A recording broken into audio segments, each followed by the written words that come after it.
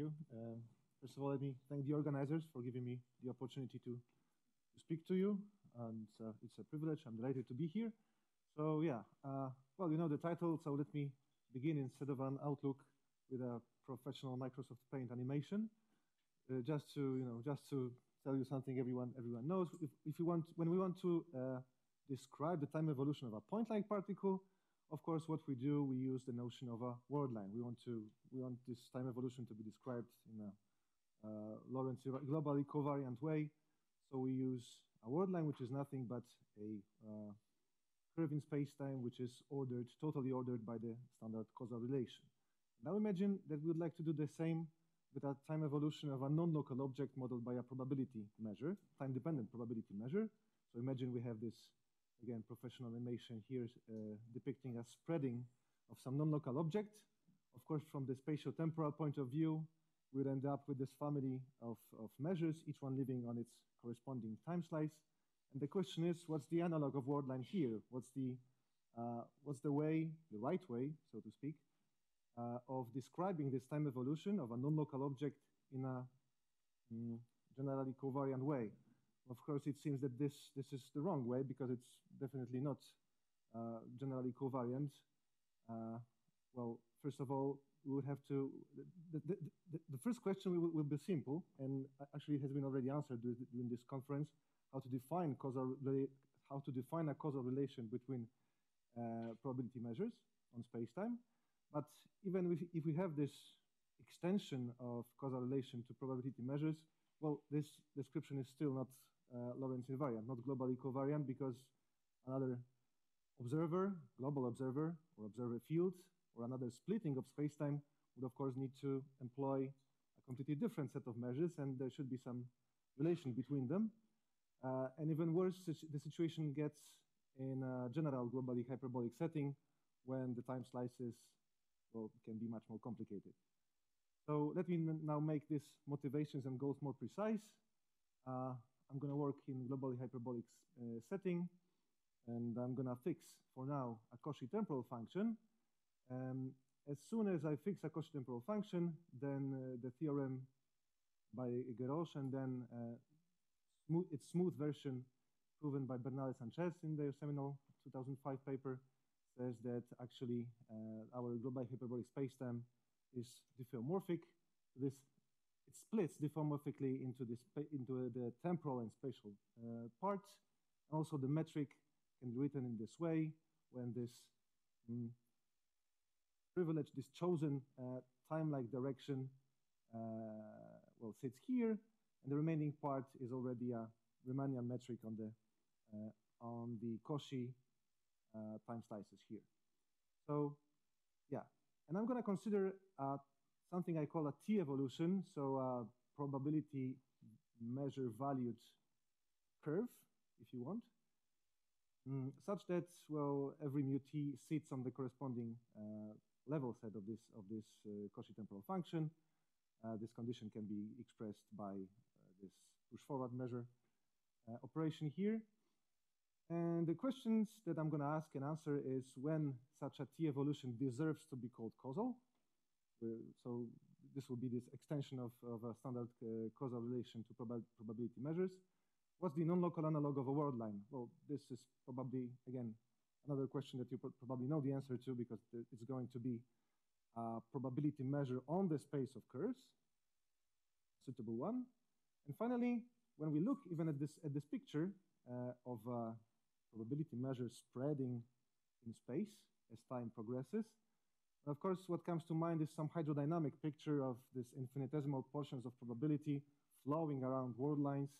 So the natural question is there some relationship with the continuity equation here? And let me stress that even though I'm going to work in smooth setting, my spacetime will be smooth Lorentzian manifold, then the continuity equation will be low regular. It's very hard to pronounce.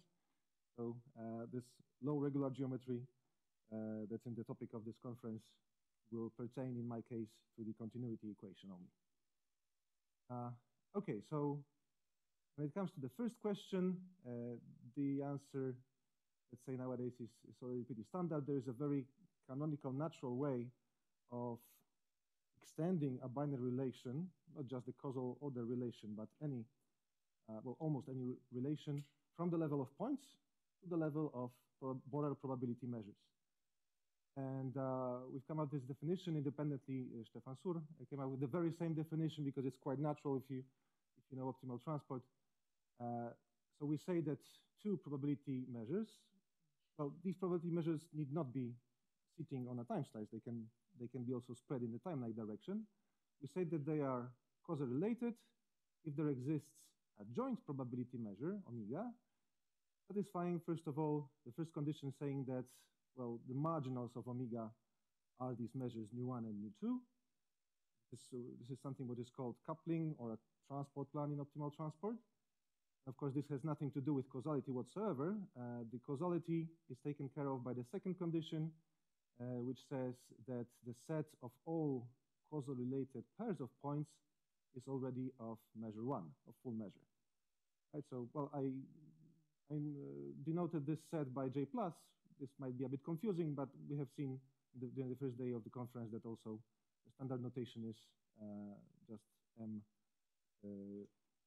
sub less or equal squared. As soon as we have this extension of causal relation, then we can naturally define what it means for a T evolution to be causal. We just mimic the definition of a causal curve, only now our curve is probability measure valued. So, well, simply this mu T is supposed to be totally ordered by this extended causal relation for probability measures. This works nice, but of course, as I said, this description of causal evolution is not generally covariant, so we would like to have some manifestly covariant object, some non-local analog of a word line. To this end, well, we need to endow the space of word lines, the space of causal curves, with some measure space structure, or even better, with some nice topological structure. This is again quite standard. Let me denote the set of causal curves which are parametrized in accordance with the chosen temporal function, by which I mean that simply, T composed with gamma is in fact identity map on the interval. Of course, they are assumed to be causal, which means that they are ordered by the causal relation, and we endow it very naturally with the compact open topology induced from the space of all continuous functions on the manifold. Of course, this is practically the same as the C0 topology. Well, formally, I guess C0 topology is usually defined if the interval is compact, but well, by extension, I will call this compact open topology here C0 topology also. It's quite natural extension of C0 topology to the curves which are defined over intervals which are not necessarily compact. And first observation is that such a space is actually this topology is very nice. The space is actually a locally compact Polish space. The Polishness comes simply from the fact that the space of all continuous maps, all continuous curves on our spacetime manifold is a Polish space, and a closed subspace of a Polish space is again a Polish space. Whereas the local compactness is less trivial. One might, for example, prove that the evaluation map is proper. Right? The inverse images of compact sets are compact. In the course of the proof, one very strongly relies on the fact that the underlying manifold, that the underlying spacetime is globally hyperbolic, because we need the compactness of because in the proof, of course, we need the compactness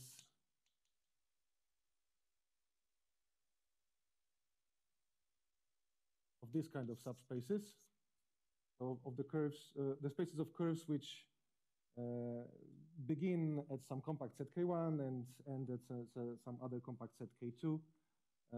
The compactness of this set is actually the first definition, the early definition of global hyperbolicity by Leray. Okay, so we have this nice Polish space of causal curves. And actually, it's possible to prove that the condition that this T evolution is causal is actually equivalent to the existence of a probability measure on this space, the space of causal curves, such that this mu T's can be retrieved from this measure by means of a push forward with respect to the evaluation map. This is something one would expect, but it's nice.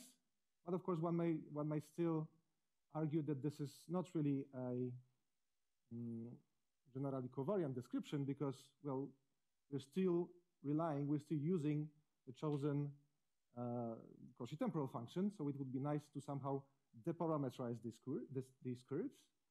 And this can be done. Oh, right, there's another animation here. Yeah, it's just an illustration of this retrieval of mu T's.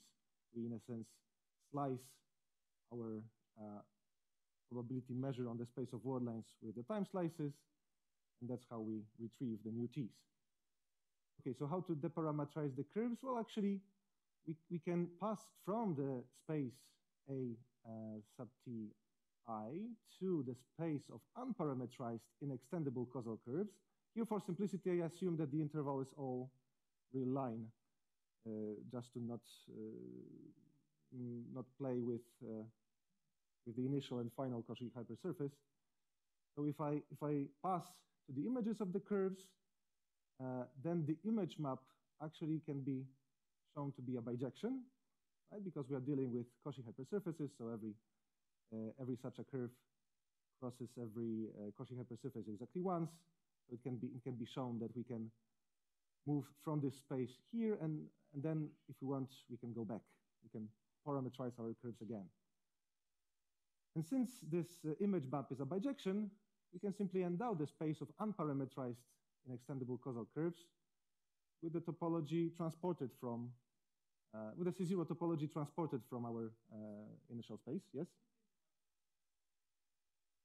This is just my sloppy notation for the space of all causal curves which are parameterized in accordance with the chosen Cauchy temporal function. Right, so these are, yeah. It's okay, or? Yeah, it's, I mean, yeah. Okay, so if I transport the C0 topology to this unparameterized causal curves from this space of parameterized causal curves, I have another nice topological space, right? Because it's basically the same. And the good thing is that actually one can show that this topology that I now have on the space of unparameterized word lines does not in fact depend on the choice of the Cauchy temporal function. Yes.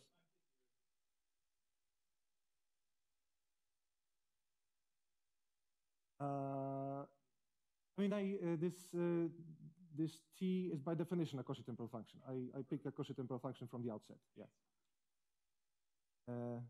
Yeah, and that's why it's even possible, you know, to parameterize it with all real numbers. Yes. Yeah, good point.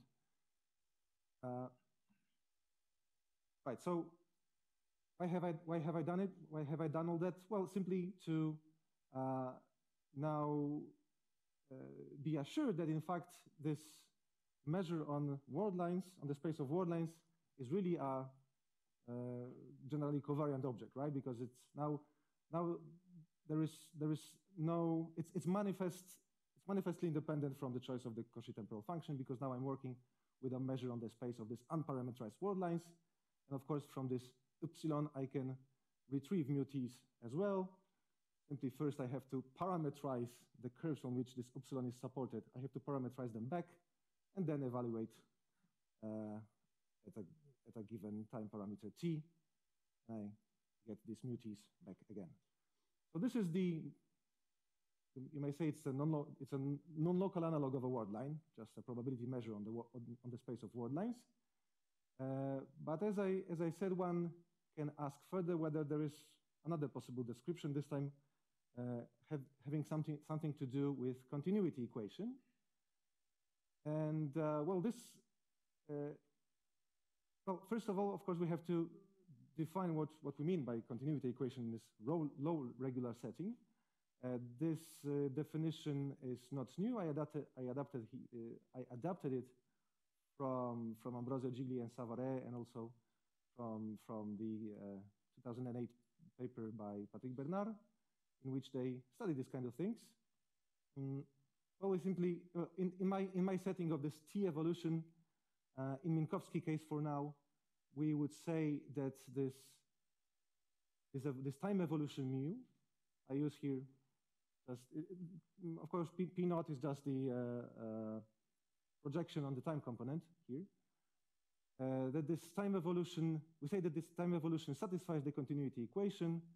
Well, if it satisfies it in the distributional sense, which means that such integral vanishes for every test function phi, for some Borel velocity field. Right? We can assume this velocity field here to be just Borel to make sense of the integral. And then it turns out that this formulation of continuity equation, at least in case of Minkowski spacetime, also works well with the notion of causal time evolution of measures that I have presented in the earlier slides, in the sense that one can prove that if this T evolution satisfies this continuity equation in distributional sense with a velocity field which is subluminal everywhere, then mu evolves causally. So everything works well. But of course, now one would ask whether this is still true in the general globally hyperbolic setting, not just Minkowski. First of all, one has to ask how this distributional formulation of continuity equation looks on a general globally hyperbolic spacetime. So to explain how it looks like, let me first slightly transform this condition. I just take phi in front of the bracket, and also instead of having this double integral, I define new radon measure eta, which simply takes all the mu t's and creates a radon measure on the spacetime here. So now, actually, if one looks at this, it's quite natural to find the generalization of this condition for a general globally hyperbolic spacetime. Namely, it looks like this. Yeah, let me read the definition. Given T evolution mu T, we define this radon measure just as before by integrating mu T's over T over time over our interval. This is a radon measure of this Cauchy slab, if you like. Well, it might be the entire spacetime, but if the interval is compact, is AB, this is a Cauchy slab.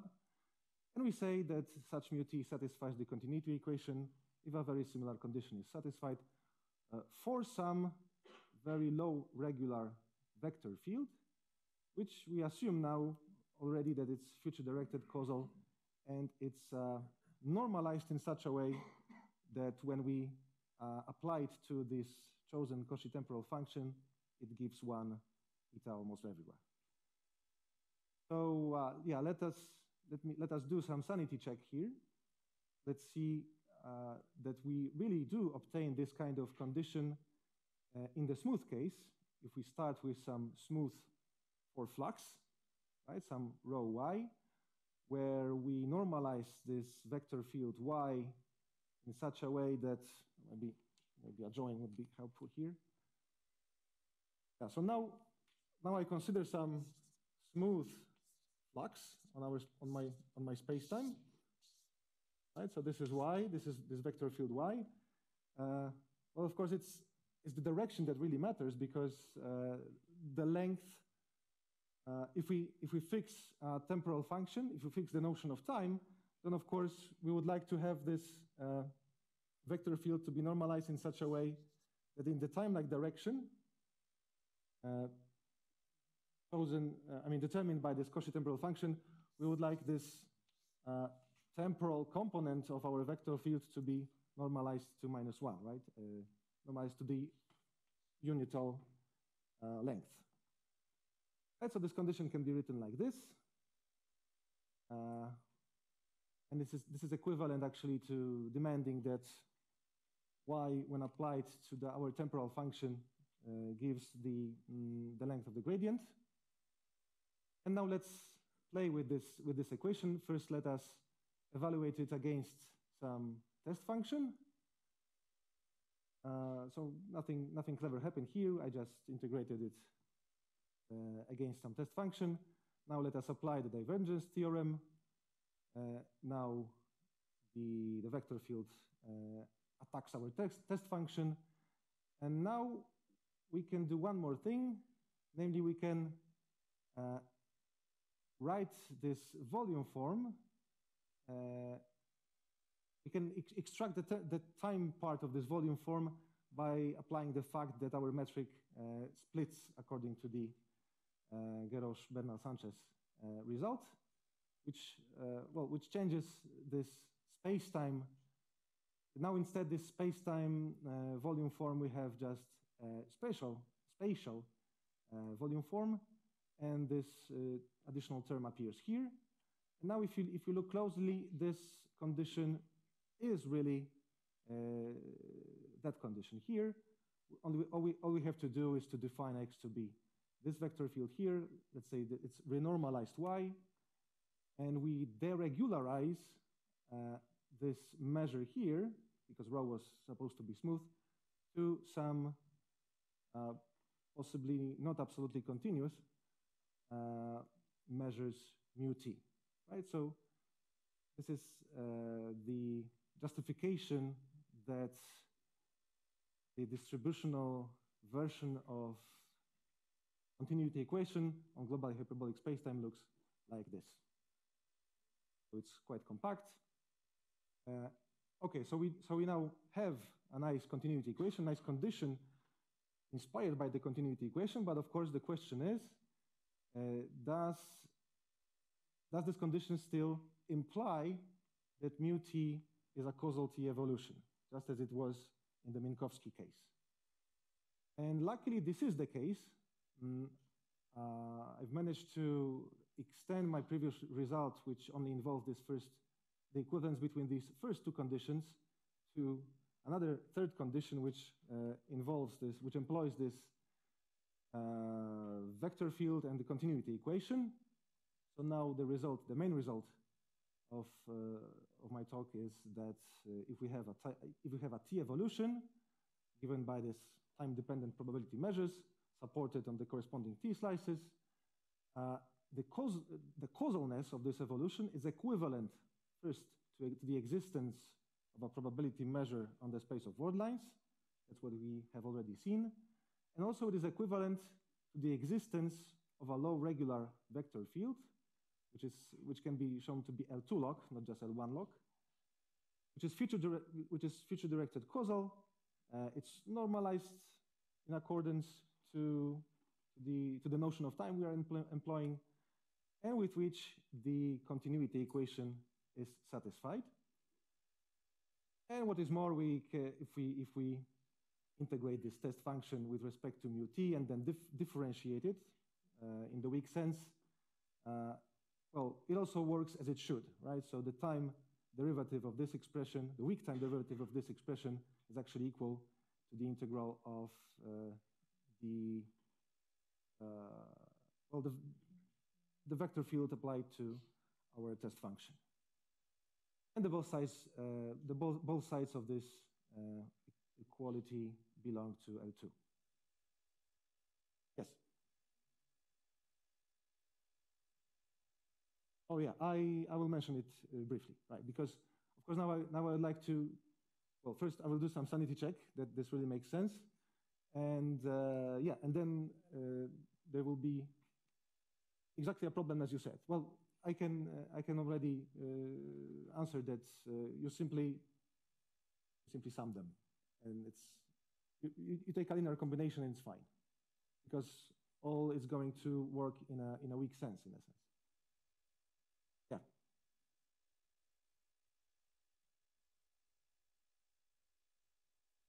This you mean the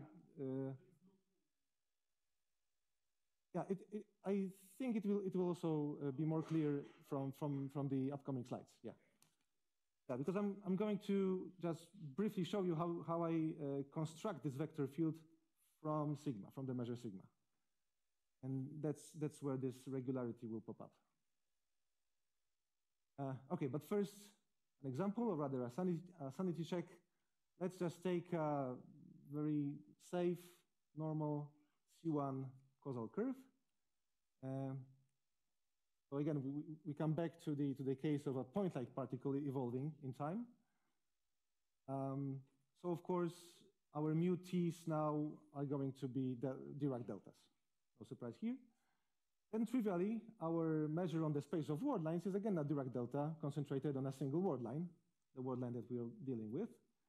And of course, if we unparameterize it, we obtain again a Dirac delta supported on the unparameterized curve.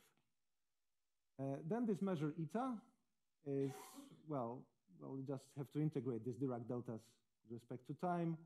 We obtain nothing but uniform measure on the image of our curve, right? So it's a push forward of the Lebesgue measure with respect to the curve. And then, well, we have no choice but to simply define our vector field as a tangent vector field, which makes sense eta almost everywhere, where eta is, of course, is living only on the image of our curve. Right? Or more explicitly, for any test function, our vector field, if we differentiate any test function with respect to this vector field, this means that we simply, well, actually this is nothing but the rephrasing on the basic notion of a vector field along a curve, right? So if we are asking for the value of this directional derivative while being on the curve where the derivative exists, well, actually here it always exists because I assume that it's C1, then it's just the standard derivative in the direction of the curve, and zero otherwise. This is fine because all we care about now is defining this vector field eta almost everywhere, and eta is supported on the curve, so everything works well. It's trivial, really. And moreover, one can quite easily check that such a vector field satisfies everything that I claimed it satisfies in the formulation of the theorem, namely that that this x psi is of the class L2 log with respect to eta, that it's normalized as it should be, and also that it satisfies continuity equation in this distributional sense. And the idea now for the general case, where we don't have a single curve, but the whole mess of curves, even curves that cross each other, as Stefan asked. The idea is to make sense of this kind of integral, which of course looks blasphemous. I mean, it doesn't seem to make much sense because we are supposed to integrate gamma prime with respect to this measure sigma on the space of word lines. Of course, one has to, well, I have to explain myself what measurability means here. Is it even measurable? In what sense? What's going on? So yeah, let me explain it in a slightly more concrete way. The idea, again, this is only the idea because the proof is quite involved, is if I take any test function, right, and I want to define what x phi is, I want it to belong to this L2 space, well, of course, I can use this duality and define what it means on another L2 test function, right? And the idea is to define by this duality this x phi as the following integral, which really is, which realizes this idea here, right? Because what happens is I differentiate phi along the curve, and I evaluate the other L2 test function again on the same curve, and I integrate all this first with respect to time, because I'm traveling along the curves. And only then, in the end, I integrate it with respect to sigma. And this is still outrageous because, well, maybe, yeah. This is, first of all, it's very cluttered, so let me write it maybe in a slightly more compact way. Notice that the interior integral itself can be written as an L2 scalar product. So now it looks a bit less messy.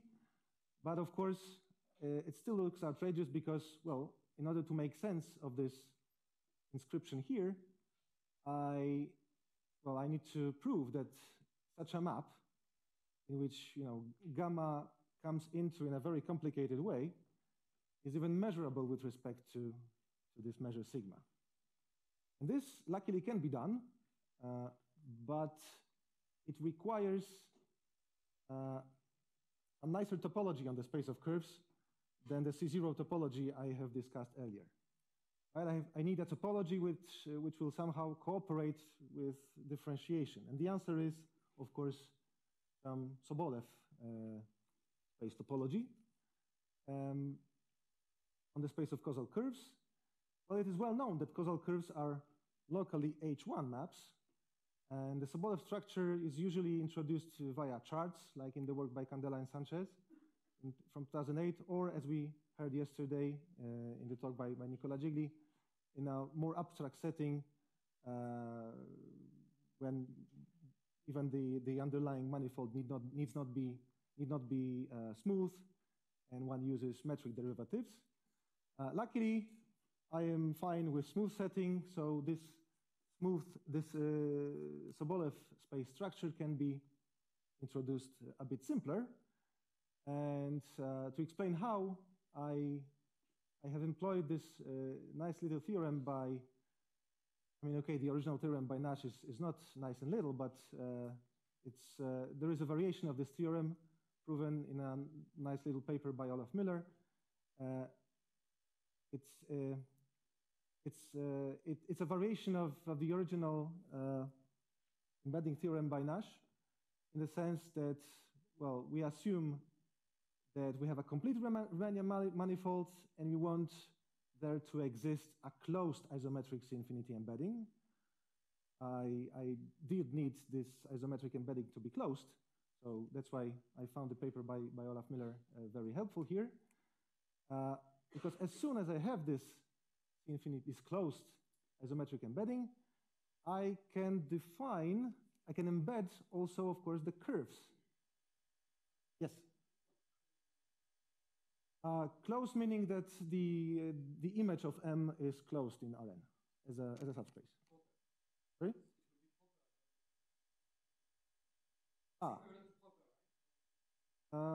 I guess, yeah. Yeah, but yeah, okay, but yeah, okay, but I think you used the word closed, no? Yeah, of course. But it's his fault. Anyway, so okay, so I can use this Nash-Miller embedding to also embed the space of causal curves in the H1 log space. Why log? It will be clear very soon.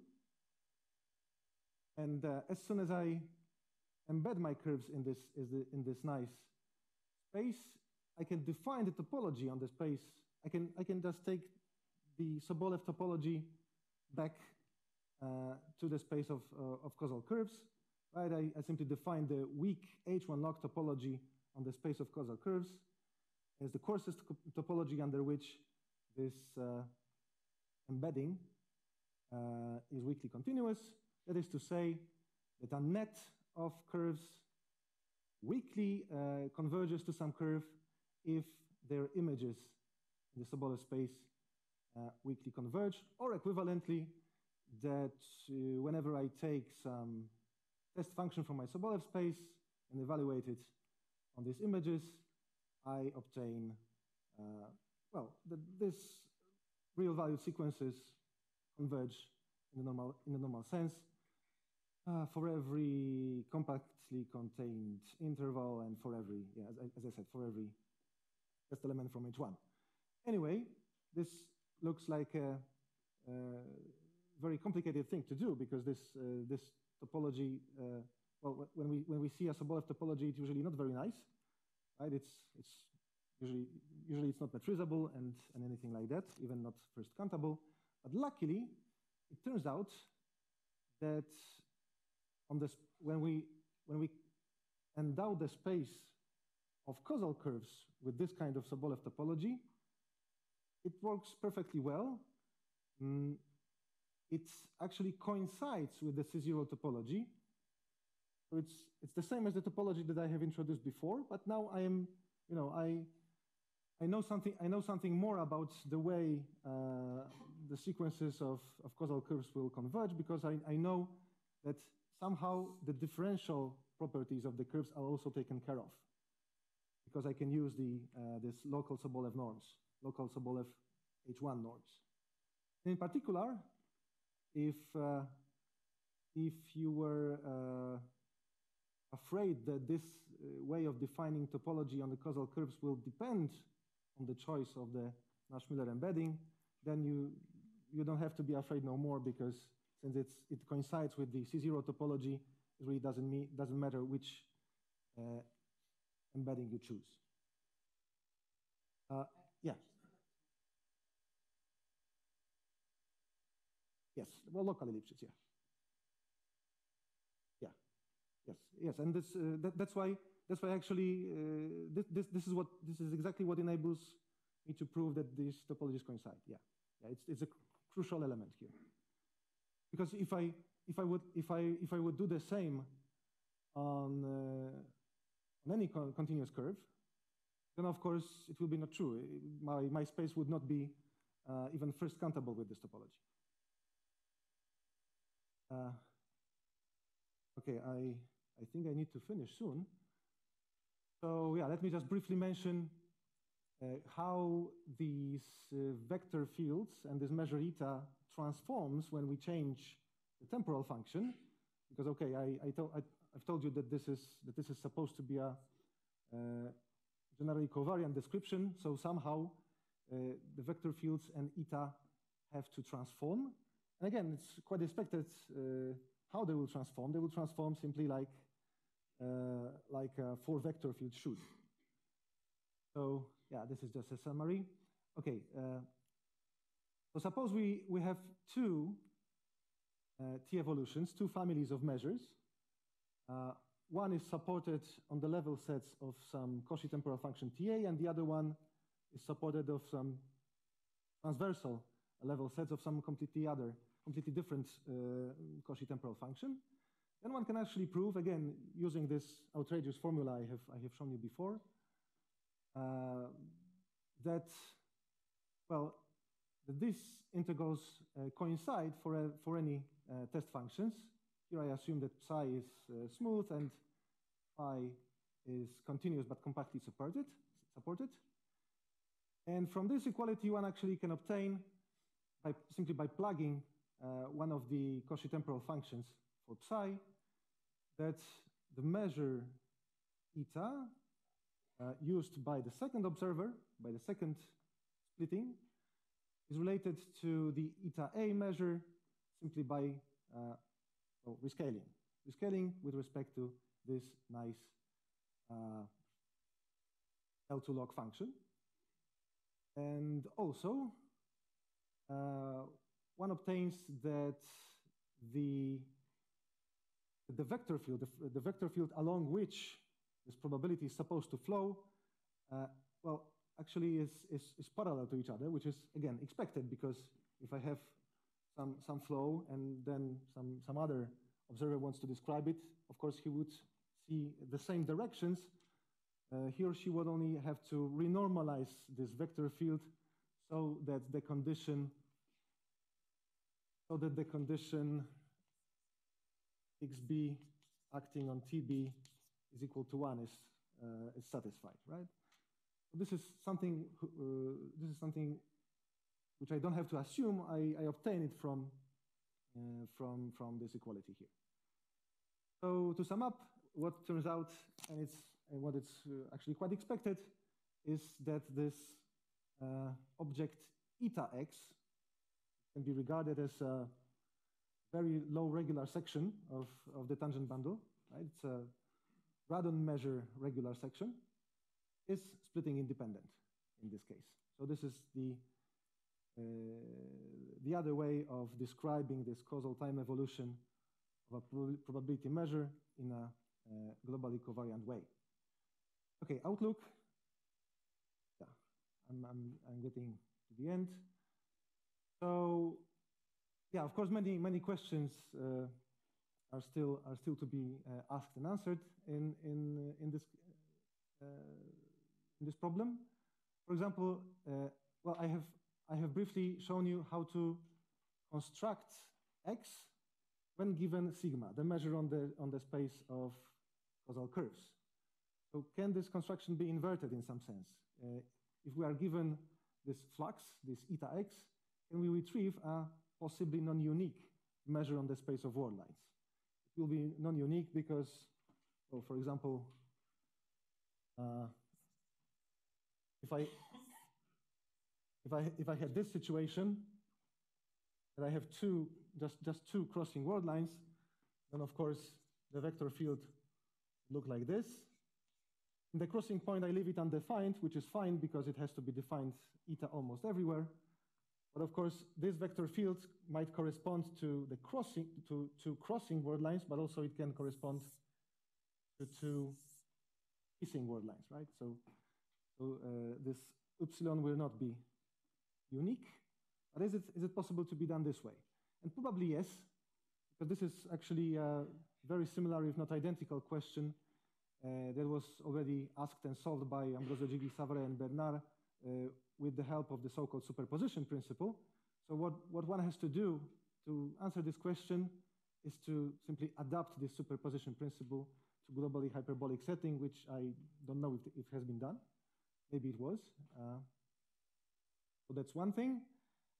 Then another question is that, well, continuity equation actually makes sense not just for probability measures, but for signed measures as well, right? We have continuity equation of electrical charge, which of course is signed. So what can be said? How far does these results extend when we take signed measures instead of probability measures? Well, this question has also been partially answered by Bernard in his 2008 paper. But well, maybe there's still something to be added there. And finally, something that I will unfortunately not have time to tell you about. What about n-particle probability measures, whatever it is? Because I have some more slides, but I will just skip them. Oh, and another question which I forgot to put here. Actually, this whole causality theory for probability measures, in my case, historically, it started from thinking about non-commutative spacetimes. In one of the possible definitions of non-commutative spacetimes by means of Lorentzian spectral triples developed by Nicolas Franco and Michał Eckstein. They developed a causality theory for this kind of Lorentzian spectral triples, and originally we wanted to better understand what's going on there, and just started to play with the commutative setting, which boiled down to studying probability measures on spacetime. But this got so interesting on its own part that we left this non-commutative geometry behind. But maybe now, with these results regarding to continuity equation, maybe this might tell us something more about this non-commutative spacetime setting as well.